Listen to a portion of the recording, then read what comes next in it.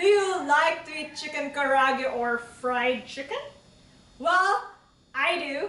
Now let me tell you the story of the Philippine wild chicken and my adventures in finding them in my country, the Philippines. While this chicken lives in the forest together with other wild animals, these are also the ancestors of today's domestic chickens. But I have some problems. People illegally trap, sold, and even kill them for food. And if forest is their home, well, I'm afraid we are losing our trees. Because of habitat destruction and human intervention, their population is at risk worldwide. That's why what I did is that I tried to find them, identify, know their status, their origin, and their past by looking into its DNA. Well, I started my journey traveling across the Philippines to find and see if they have the body feature and the cock-a-doodle-doo sound of a wild type chicken.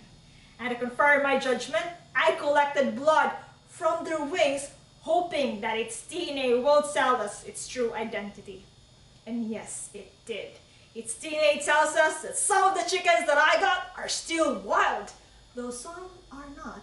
And this chicken also is not a different species because its DNA tells us its close genetic relationship with the wild chickens of Indonesia and China, suggesting that this chicken might came from these countries.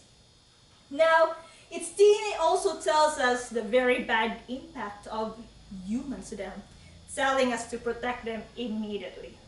Lastly, I hope to compare this alive wild chickens with the wild chickens displayed in museums. But how? These are dead. Well, all I need is a feather and its DNA will tell us the remarkable changes that happened over the years.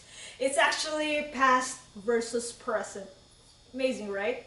Blood and feather telling us the untold story and history of the Philippine wild chickens.